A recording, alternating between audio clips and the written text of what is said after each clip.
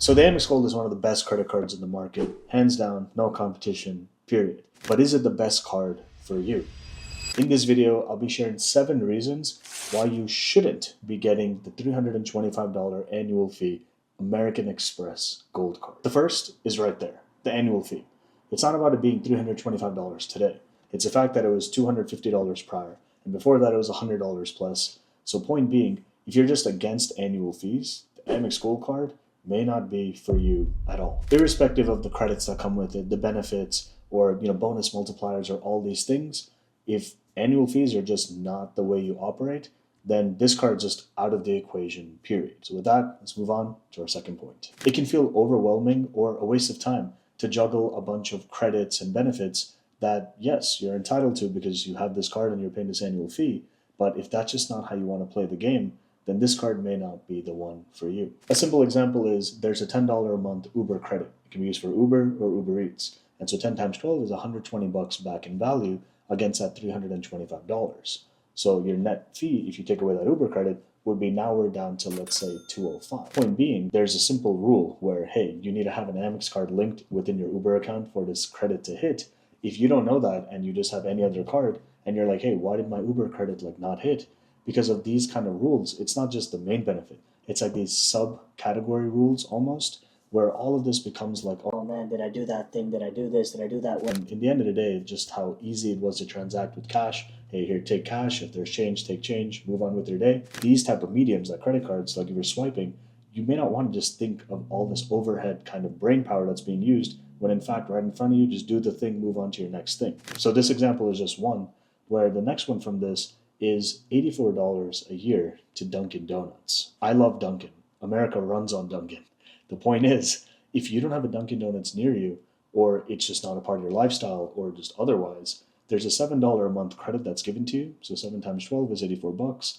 And if you're just not going to use it, or maybe one time in a year, or very sparingly being used, then it's like a non-value, or you can assign a value that you give to it. But for many, if you just can't take advantage of it, then what are you going to do? If you're able to get the full value of this Dunkin' Donuts credit, then we're looking at a $325 annual fee, minus $120 in Uber, and then minus $84 to Dunkin'. Now we're looking at an effective annual fee so far of $121. Moving on from there, there's $120 dining credit, which can be used at vendors such as Grubhub, the Cheesecake Factory, Five Guys, and others.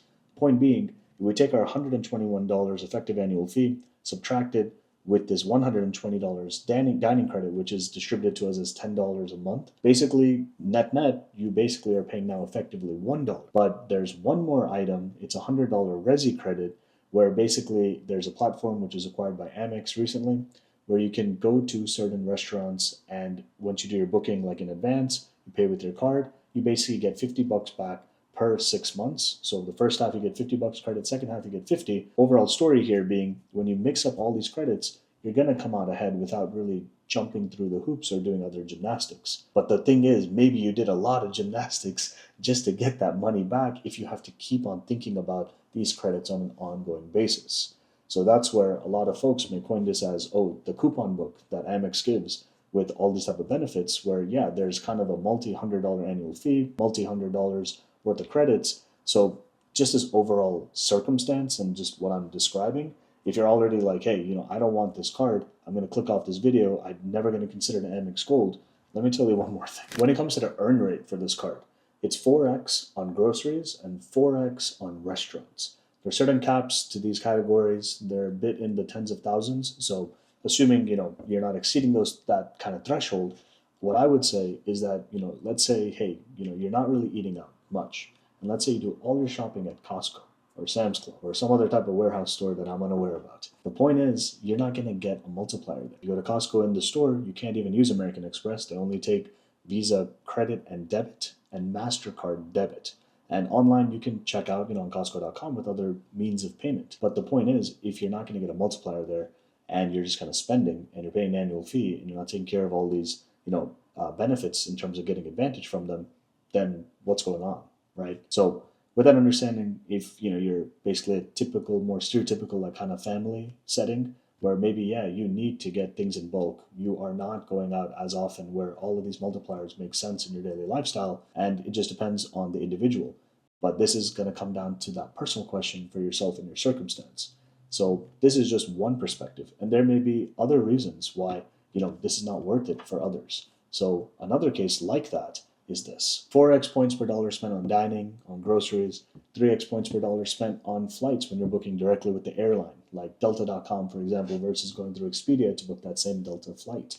1x everywhere else. What are these points worth, really, is the question, and how these points are valued may change the decision for you altogether. Amex points are understood to be one of the highest value points in the market, but it's about how you redeem these points. If you redeem them for cashback, Amex has one of the worst redemptions, where let's say if you have 100,000 points, typically speaking, at 1 penny of value per point, 100,000 means $1,000. But with American Express, if you want to cash out equivalent, 100,000 goes at 0.6 cents per point, which in English is 100,000 points equals $600 of value. If you use these points and redeem them for travel through AmexTravel.com, you'll get 1 penny a point, which that's cool. But the reason they're valued at the highest is because you can transfer them directly to hotel and airline programs. But the big caveat here is that, hey, if you're not interested into how to optimize your points, or hey, I want an Amex card because they have the best points, but you're not really privy to learning the how to take advantage of this whole situation, then you're basically going to be back at, all right, well, I can redeem them on AmexTravel.com at 1 penny a point. I can cash them out. I can use them for gift cards, check out on Amazon and use them, which is very not recommended from a value perspective of optimizing the value you get back from each and every point that's redeemed. So long-winded way of saying an obvious point. If you don't really want to sign up for the learning curve that's involved, then whether it's Amex Gold or Amex cards, which earn membership rewards points, which is the name of their currency, they may not be that option that's optimal for you at this time. Airport lounge access. You want it? The Amex Gold is not going to give it to you. With the Amex Gold, we're paying $325 for the annual fee. If we want airport lounge access, there's another option, just one of many, but a simple one, where if you pay $395, so 70 bucks more effectively, for the Capital One Venture X. And there's benefits and credits for both of these cards that kind of just, negate that annual fee in terms of the effective annual fee. Point being, there's other options, and with this card, no matter what, you're not going to get it, period. And the cherry on top of this is that Amex has something known as a Centurion Lounge Network, where you get access to it if you have the Amex Platinum or the Amex Black card, the Centurion card, where with the Capital One Venture X, you're getting general access, just like you do with the Amex Platinum, to 1,300 plus lounges to a network known as the Priority Pass Network. And Capital One as well, just like Amex and other issuers, they're having their own private lounge network, which is ever expanding year over year, just over time. So it's going to be its own kind of ecosystem, just like Amex already has. And the Amex Gold card over here doesn't really help in this situation. From there, generally speaking, when someone's considering a new credit card, there's usually hey, what's the incentive for me to sign up? And so for us, if we're calling it, let's say, the new card member bonus, with American Express, they have some specific language. Let's say you're thinking about getting the gold card. If you already have the Amex Platinum, then you basically are not going to be eligible for the bonus on the Amex Gold. And so how this works is there's 3 specific cards. We have the Amex Green, the Amex Gold, and then the Amex Platinum. And so the order of operations for someone to get all the bonuses on all of these cards, if you wanted all 3 products, in general, given that Amex has a once-in-a-lifetime rule, so once you get that bonus, you can never get it again, there's a second layer to this where unless you get the green first and get, whatever bonus, let's say, right, then you get the gold, and then you get the platinum, you can get all 3 bonuses.